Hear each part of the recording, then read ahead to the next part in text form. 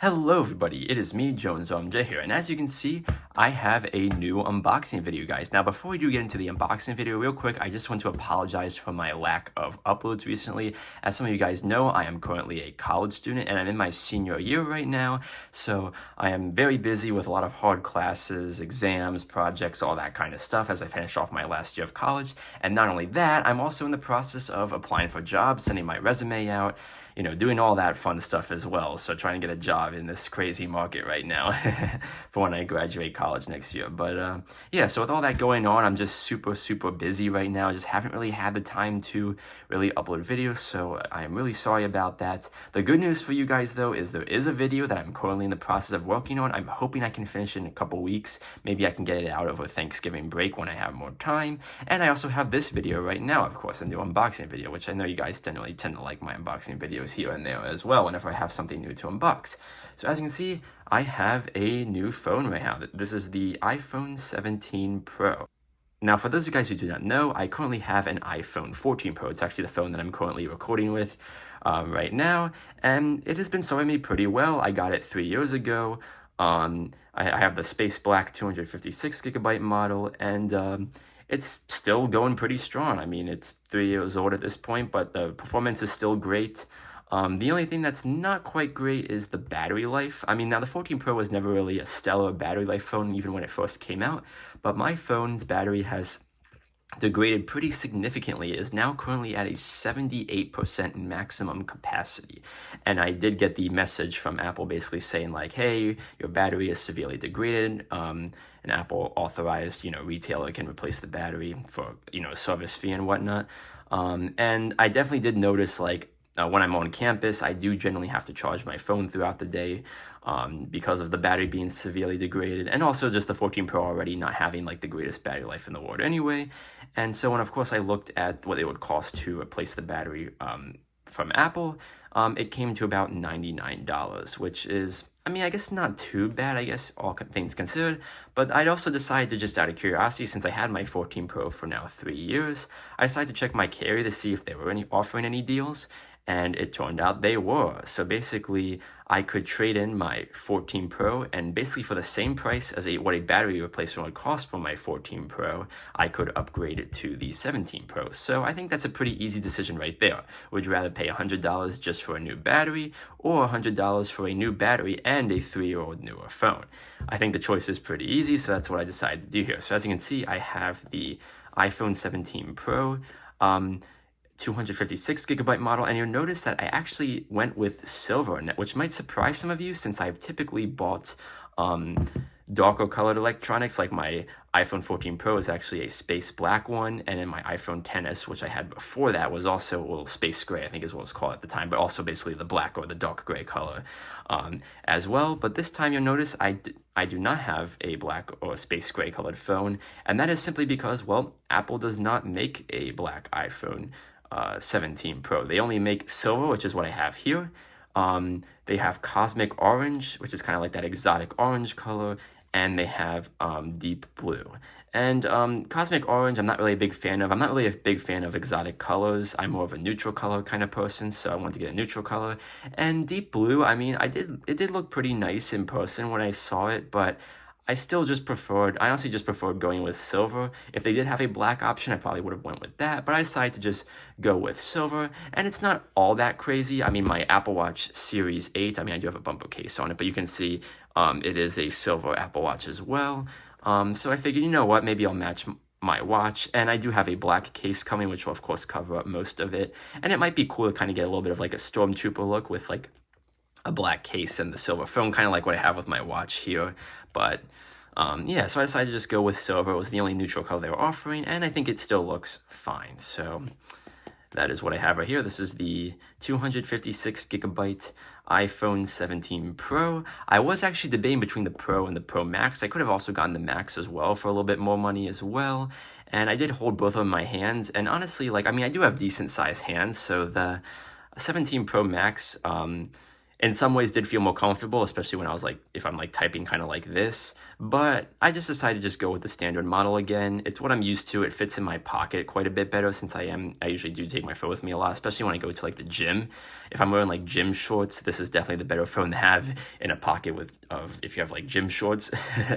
The Max would definitely be like kind of it would be like hanging, it would be really sticking out a lot and whatnot and not be comfortable. So I just decided, you know what, I'll just go with the Pro. It also helps that it's a little cheaper as well. So yeah, that's what I have here. So this is what the box looks like. It's just got the phone on the front. Of course, you got iPhone on the side, Apple logo on the top. I guess if you flip it around, it'll have all the information as well. So yeah, let's go ahead and unbox it. Pull the tabs. It is funny how much smaller these boxes have gotten over time because Apple just simply doesn't include as much stuff anymore. So let's just go ahead and move those aside. And then, of course, we can do the honors, which Apple products are still pretty satisfying to unbox. Actually, that came off pretty easily. So, okay, let's put that aside. And there is the phone. Now, I know some people have had like mixed opinions on the design with this new camera plateau. I personally actually really like the design of the new phones. I kind of like that Apple went for function over form. I definitely would rather have a better phone, even if it compromises a little bit on styling. And I actually kind of like the style of this phone. I know some people don't. They prefer the old Pro phones, but I actually really like the sort of utilitarian look it has going for it. And I think the plateau, I like how they were able to move some of they were able to move like the processor and the RAM and some other things up here so that they could make space for a bigger battery, because that is definitely one of the big upgrades with the phone this year is the battery life is fantastic. So I'm definitely really looking forward to that. Like some people have even said that the smaller 17 Pro can outlast the 16 Pro Max, which is quite great. So definitely I'm really looking forward to that. The downgrade to aluminum though, I mean, I know some people have showed like the scratches and stuff, especially like right here along the plateau. I think for me, again, it's not really a problem for me. I'm going to put this, as soon as I'm like done like unboxing, I'm going to put it in a case, put a screen protector on it, put a camera protector on it. You guys know me, I like to keep my stuff in mint condition, so I'm going to be babying this thing. But yeah, but overall, I am a fan of the design. I personally really like it. It kind of reminds me of when like Apple made the like the Touch Bar MacBook Pro and how it basically was, it was a pretty looking device, but just functionality was just not great. It would overheat, especially the Intel models. They just would overheat. The battery life was not great. And what they did with the newer Pros, where they made them more function over form, and they just ended up being much better computers. So I feel like that's the same thing here with the phone. Is you're just going to simply get, yeah, it might not look as pretty as the older Pros or as the iPhone Air, but this is functionally a fantastic phone, and I care more about the function over form. So I'm totally, and I still like the design anyway, so I'm totally fine with that. So let's go ahead and I'm gonna put this aside for now and just see. Okay, so we also get a braided, I believe this is it's a USB-C to USB-C cable. I already have a ton of these around, so I'm literally just gonna leave this probably in the box. Maybe if I find a use for it later, I'll do that. And then in here, you just have sort of like your pill-shaped, instructions. No more Apple stickers, and obviously no more SIM tool because this is an eSIM phone. And that's actually another thing that I do really like about this phone is the eSIM models. Now, the old eSIM models, they just had like sort of like a blocker where the SIM card would normally go. But in this phone, in the eSIM versions of the 17 Pro and Pro Max, they actually use that extra space for a bigger battery. So I definitely like that change. So I'm gonna go ahead and put that in here. Let's of course do the honors of peeling off the screen. So I'll be quiet so you guys can listen to the satisfaction of doing this.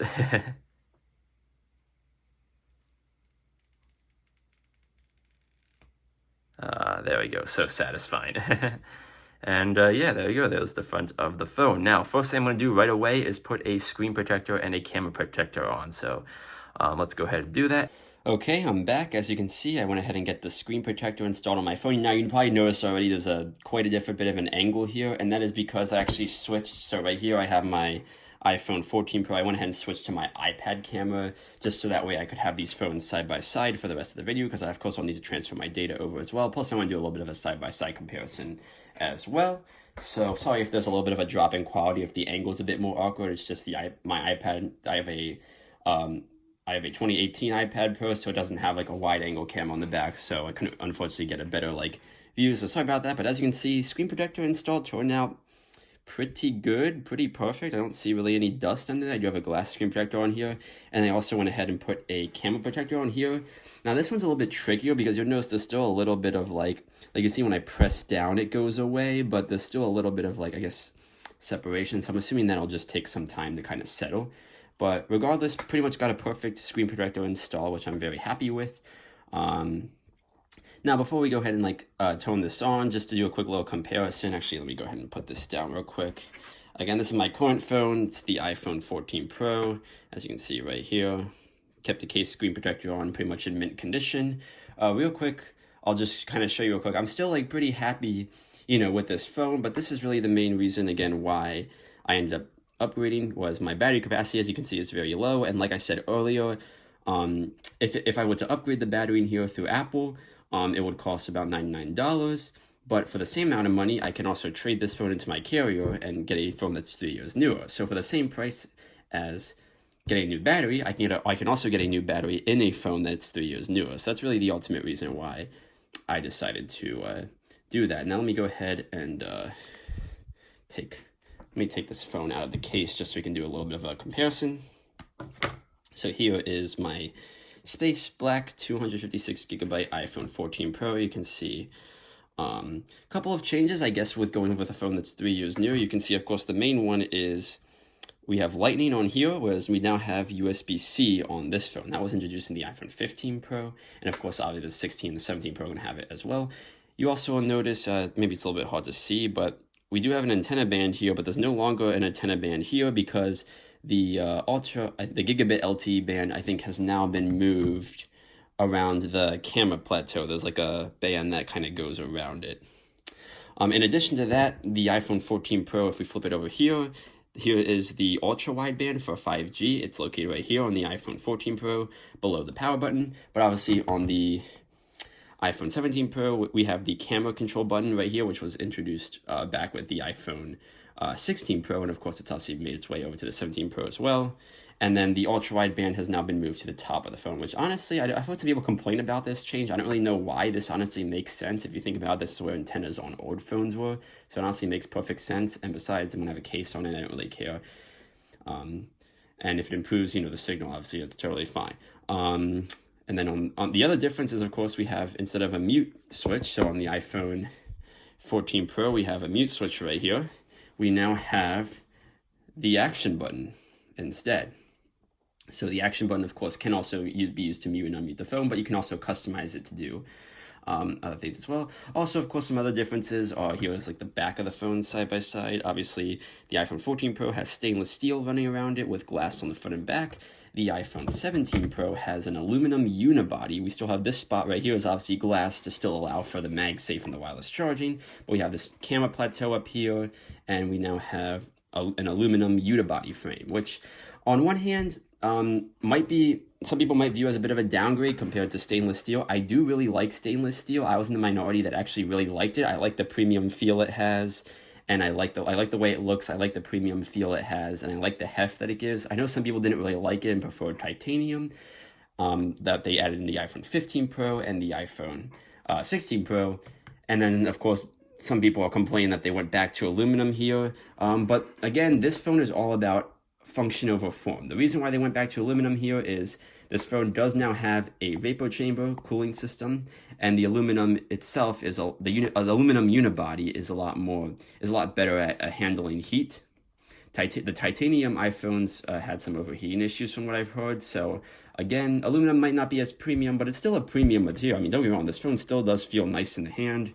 And anyway, I'm just going to put you guys know me, I'm just going to put a case on my phone anyway. I put a case on my iPhone 14 Pro, which I have right here, and I do have a case right here that we'll unbox as well that I have for the 17 Pro. So regardless of which phone I'm holding, the material of the phone doesn't really matter as much because I'm going to put a case on it anyway. So it's all going to feel the same, honestly. But yeah, but the other thing that's nice is the camera plateau. Some people complain about it. I personally really like it. And what's nice about it is it allowed Apple to move some of the internals up to here so that they could make room for a bigger battery.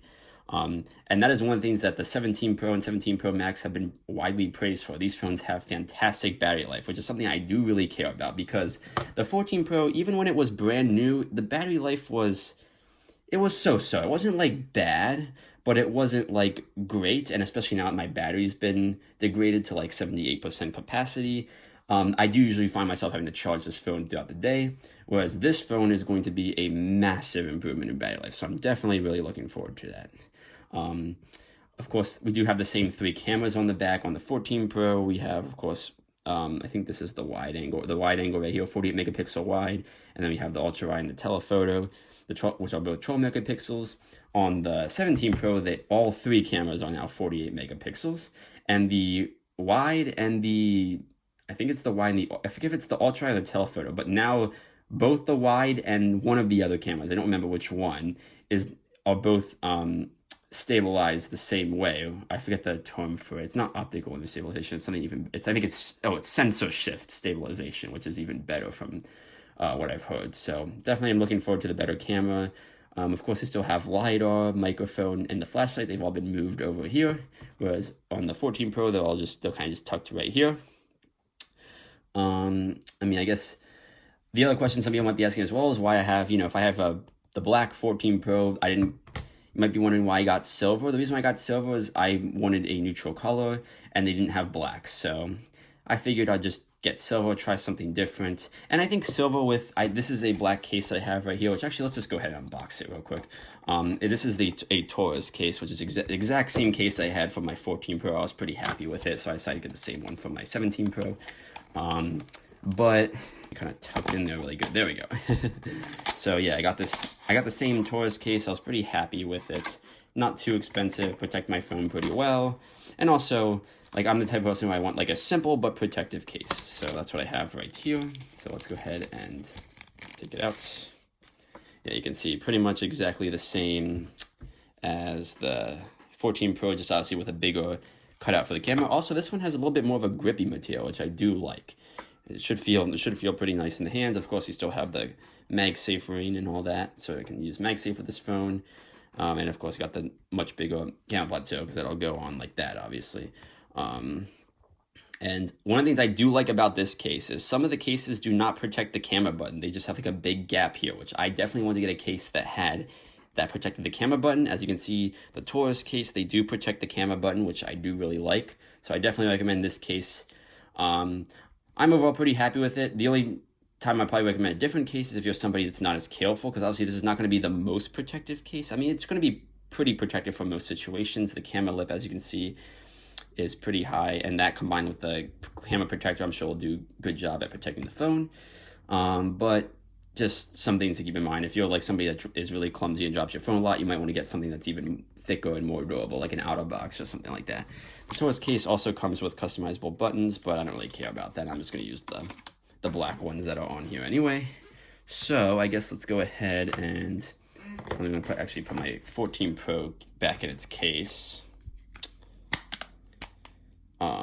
And let's go ahead and let me just move some stuff to the side.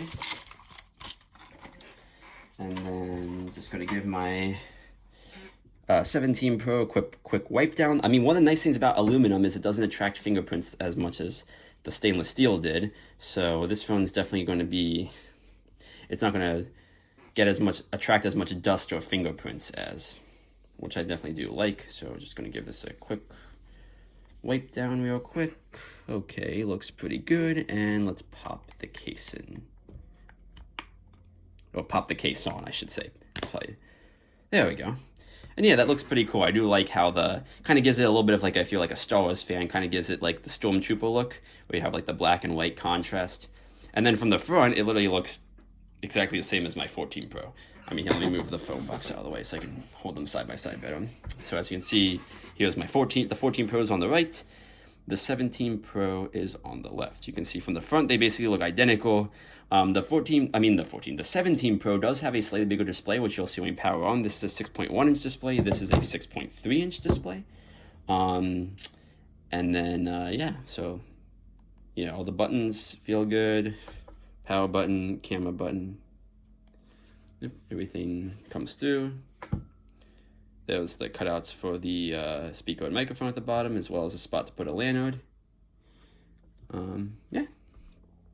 Cutouts are all precise, and you can see even with the camera protection, you can see the lip does come high enough to protect the lenses. So if you lay your phone down face flat, or if you lay it down like this, the camera bump on the back of the case does protrude enough to fully protect the camera lenses. So I definitely do like that. So yeah, there we go. I guess the next thing to do now will just be to power this guy on and set it up. So let's go ahead and do that. Alrighty, so let's go ahead and set up my iPhone 17 Pro. So of course, the first thing I'm going to do is power it on. So let's go ahead and press and hold the power button.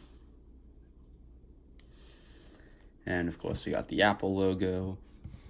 And I should probably have my iPhone 14 Pro handy as well, because we'll need to transfer, of course, all my data over. And all right, there we go. Hello. You can see that the bezels are already thinner on the iPhone 17 Pro. This is a 6.1 inch screen. This is a 6.3 inch screen. So let's go ahead and swipe up. Of course, you're on English. United States. Appearance, I'm going to use the default appearance. It's totally fine. Quickly set up iPhone. Yep, this is where my 14 Pro is going to come in. So we're going to do, set up new iPhone, continue. I got to position the little thing like that. And set this up for me. Enter my password of the old phone.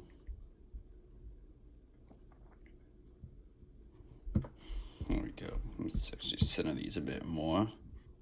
Again, sorry that the angle is not the best. I'm using my iPad to film now, so I can't really use like a phone mount with my iPad, obviously. Yeah, now it's gonna activate my device, transfer my eSIM over. Alright, I just went ahead and typed in my verification code from Verizon so that I could transfer my eSIM over. So it's now currently in the process of activating on my new phone. Alright, cellular setup is now complete. It looks like we already have a software update, probably because when I bought this phone, it was a few days before iOS 26.1 came out. So let's go ahead and update real quick. Agree to the terms and conditions. And let's wait for the software update to finish doing its thing. Alright, I just finished updating, and for some reason it's already asking me the same question earlier about appearance. I already said default, so again, I'm fine with that. Okay, we gotta go continue with the setup process, probably transfer all of my data over. Gotta do this again.